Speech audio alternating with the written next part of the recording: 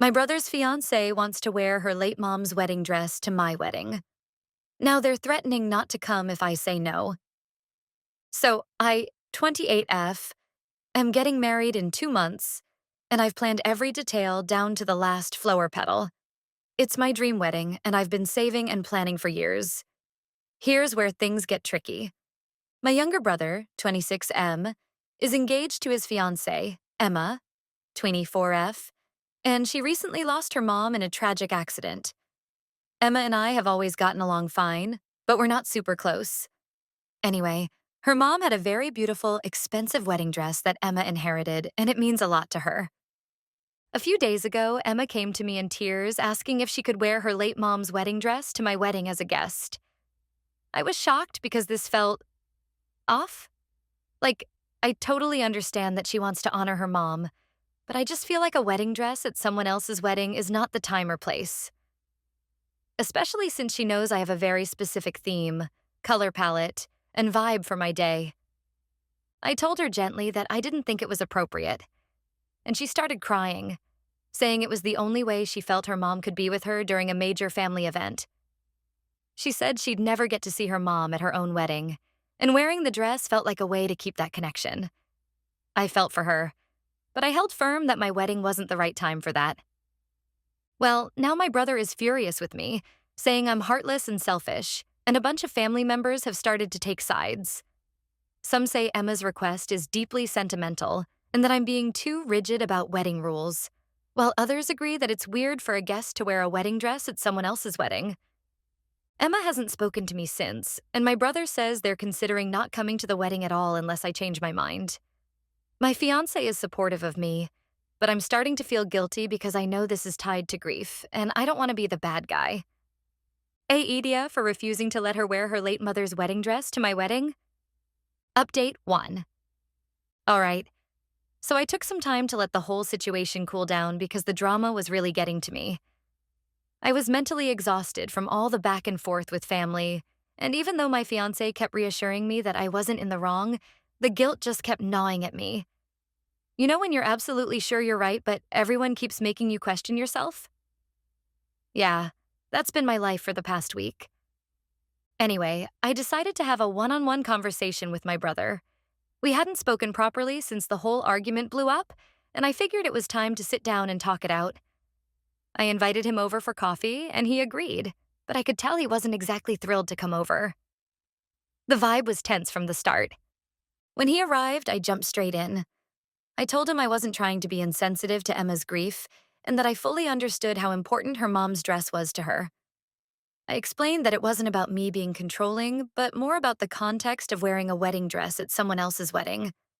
I told him that for as long as I could remember, this day had been my dream, and it just didn't feel right having someone else in a wedding dress on my big day, regardless of the reason. He stayed silent for what felt like an eternity, and I was bracing myself for him to explode again. But to my surprise, he actually softened a bit. He said he understood where I was coming from, but Emma was in a really dark place after losing her mom. According to him, she was struggling more than anyone really knew. Apparently, wearing her mom's dress wasn't just about honoring her mom, but about having something tangible from her on such an important day. That hit me hard. Like, I knew she was grieving, but I didn't realize how deep it went. My brother then dropped a bomb on me, saying that Emma had been in therapy ever since her mom's accident, and her therapist actually suggested finding ways to feel connected to her mom during big moments in her life. That was the first time I felt a real pang of guilt because, wow, I didn't know things were that bad for her. But I still didn't think my wedding was the right place for that. I explained my side again and asked if there was any other way Emma could honor her mom without it being a full-on wedding dress. Could she maybe wear a piece of jewelry from her mom or incorporate part of the dress into her outfit in a less attention-grabbing way? My brother said he'd talk to Emma, and for the first time in days, I actually felt like we were making progress. He left on a calmer note, but I wasn't entirely convinced this was over. Fast forward a few days later, Emma messaged me. She thanked me for suggesting a compromise, but said she still felt strongly about wearing the full dress. She said she understood my hesitation, but asked if I'd be willing to see the dress in person to get a better idea of what it looked like, and how it might fit into the wedding without clashing with my theme. Part of me wanted to just put my foot down again and say no, but I also felt like maybe I should see it first. I didn't want to be completely closed off, especially if there was a way we could meet in the middle.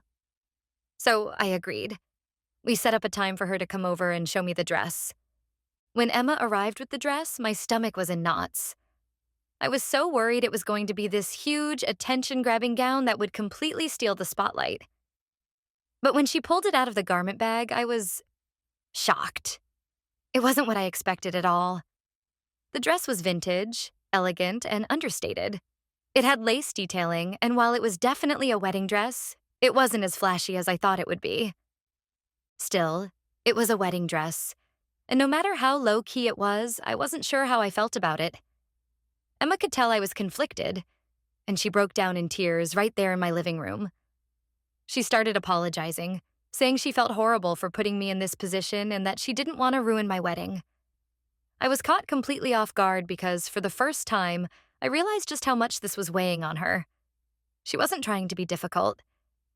She was just really, really struggling. In that moment, I didn't know what to say. I told her I needed time to think and that I wasn't making any promises, but I'd consider it. She thanked me through her tears and left. Now I'm stuck in this weird limbo where I don't know what to do. Part of me wants to stick to my guns and say no, but another part of me feels like maybe I've been too rigid about the whole thing. My fiancé thinks I should follow my gut, but honestly, my gut is all over the place right now. I have no idea what the right answer is anymore, and the wedding is getting closer and closer. I'm just hoping this doesn't escalate any further because I really don't want this to overshadow what's supposed to be the happiest day of my life. Update 2. So, after Emma came over and showed me the dress, things have been weird, to say the least. My brother and I are on better terms, but there's still this tension hanging in the air. It's like the calm before the storm, and I can feel it building up even though no one's saying anything outright. I thought I'd have some time to figure things out and decide whether or not to let Emma wear the dress. But apparently, the universe had other plans. A couple of days later, I got a phone call from my mom. She was absolutely livid. She started off by asking me why I was being so cruel to Emma. I was confused because I hadn't even talked to my mom about the dress situation in detail. Apparently, my brother had gone to her after our conversation, and she got the impression that I was being heartless and rigid for no reason.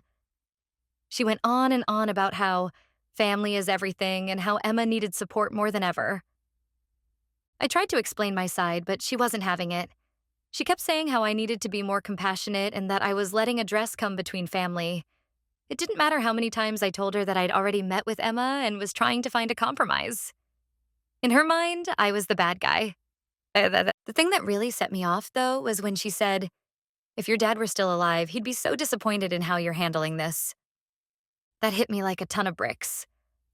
I know she was just trying to guilt trip me, but that comment made me lose it. I ended the call in tears, and for the first time since all of this started, I really started questioning whether I was being a terrible person. My dad passed away when I was a teenager, and I've always tried to make him proud. Hearing my mom say that felt like a punch in the gut. The wedding that I'd been planning for years suddenly felt like a burden. I started wondering if maybe I was too focused on the details, on the theme, on everything being perfect. Maybe I'd lost sight of the bigger picture. After that phone call with my mom, I just sat in my room for hours, feeling completely lost. The excitement I had about my wedding, which was supposed to be the happiest day of my life, started slipping away. I was exhausted, emotionally drained, and honestly, I was tired of fighting. I didn't know how to move forward. I talked to my fiancé about it again, and this time I was more open to the idea of compromising. He asked me if I could really enjoy the wedding knowing that this was hanging over my head, and that hit home for me. Was I going to spend the entire day stressed out because of a dress? Would it be better to just let Emma wear it and be done with it? The next day, I reached out to Emma. I told her that I was willing to consider her wearing the dress under one condition, that she finds a way to modify it so it doesn't look like a full-on wedding dress. Maybe she could shorten it, or add a sash that matched my wedding colors. I wasn't trying to control her grief or take away something meaningful from her, but I also needed to feel comfortable at my own wedding. She seemed grateful for the suggestion and said she'd think about it. I thought that was the end of the drama, but nope, it wasn't. A few days later, I got a group text from one of my aunts. Apparently, my brother had been talking to some other family members, and suddenly, everyone had an opinion about my decision. My phone was blowing up with texts about how I was being unreasonable, how Emma had been through enough, and how I should just let her honor her mom however she wanted. It was like I was being ganged up on, and my anxiety went through the roof. I couldn't believe this had spiraled so far out of control. My wedding had turned into the family drama of the year, and I couldn't stop it. Even though I was trying to find middle ground, it didn't seem to matter. People had already made up their minds, and I was the villain in their eyes. At this point, I was starting to resent the whole situation. My brother, Emma, my family. I was angry at everyone. I just wanted to focus on marrying the love of my life. But instead, I was stuck dealing with this mess. I told my fiancé that I wanted to cancel the wedding altogether, and he was completely against it. He said we couldn't let this ruin everything we'd planned, but in my mind, it already had. Then the final straw came. I found out that Emma and my brother were planning to go to my mom's house to have a family meeting about the dress, without me. They wanted to decide what was best for everyone, without even including me in the conversation. When I heard about this, I snapped. I called my brother and told him that if they wanted to exclude me from my own wedding plans, they could just go ahead and not come at all. For the first time since this whole thing started, I raised my voice. I told him that I had been trying to be understanding, that I had offered a compromise, and that they were making this so much harder than it needed to be. I reminded him that it was my wedding, and I had every right to make decisions about what happened at it. He was silent for a minute, then said, "I don't think we'll come then." And just like that, my brother officially dropped out of my wedding. He hung up the phone before I could say anything else. I was furious and devastated at the same time. I couldn't believe he was actually going to miss my wedding over this. I felt betrayed, not just by him, but by everyone who sided with him. It was like no one understood that this was my day, and I deserved to feel good about it. My fiancé was just as shocked as I was. He told me we should move forward with the wedding, with or without my brother and Emma, and focus on the people who were truly there to celebrate with us. It sounded like good advice, but I wasn't sure how to shake the feeling that something was missing. My own brother wouldn't be there. But as the days passed, I realized something important. I couldn't control other people's emotions or actions, but I could control mine. My wedding day was meant to be about love and happiness, and I wasn't going to let anyone take that away from me. So I started making peace with the idea that my brother might not come. It was heartbreaking, but I had to prioritize my own mental health and happiness. The wedding was going to happen no matter what, and I wanted to make sure I wasn't dwelling on all the negativity leading up to it. The invites were sent out, the flowers were chosen, and everything was starting to fall into place. I was still nervous about what might happen, but I was determined to make the best of it. Update 3. The big day finally arrived. After months of stress, anxiety, and what felt like a never-ending family feud, I woke up feeling surprisingly calm. Maybe it was the fact that everything had already been decided, or maybe I was just ready to let go of the drama and focus on the reason we were all there: to celebrate love. As I was getting ready with my bridesmaids, my mom walked in. We hadn't talked much since the argument about Emma, and I was expecting the same cold shoulder I'd been getting for weeks. But instead, she hugged me, tight. She apologized for the things she'd said, especially about my dad. She admitted that she had been trying to manage everyone's emotions, including Emma's, and that in the process, she lost sight of how important this day was to me. It was the first time I felt a real sense of relief in weeks. We both cried, and in that moment, I felt like I had my mom back. She promised she'd support me no matter what happened, and it meant everything to hear her say that. Then, something unexpected happened. About an hour before the ceremony, my brother showed up. I hadn't heard from him since our argument, and I wasn't sure if he'd even come to the wedding. But there he was, standing at the door, looking sheepish. He told me that after a lot of thinking, he realized he didn't want to miss my wedding. He apologized for everything, for putting so much pressure on me and for not considering how all of this was affecting me. I was still hurt, but I was also relieved. It was hard to stay mad when he was genuinely trying to make amends. He said Emma wouldn't be wearing her mom's wedding dress after all. She decided to wear something else.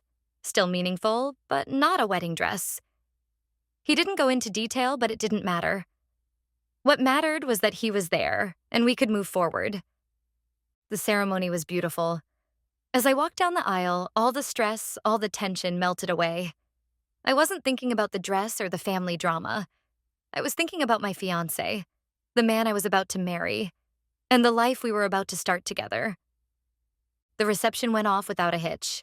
Emma was there, wearing a simple, elegant dress, and she came up to me at one point and thanked me for understanding her situation. We didn't need to hash out all the details again. We both knew things had been tough. But in that moment, we were just happy to be there, celebrating together. At the end of the day, my wedding wasn't exactly how I'd imagined it, but it was perfect in its own way. I learned that family dynamics are messy, and sometimes things don't go according to plan, but that doesn't mean everything is ruined. I married the love of my life, and that was all that really mattered.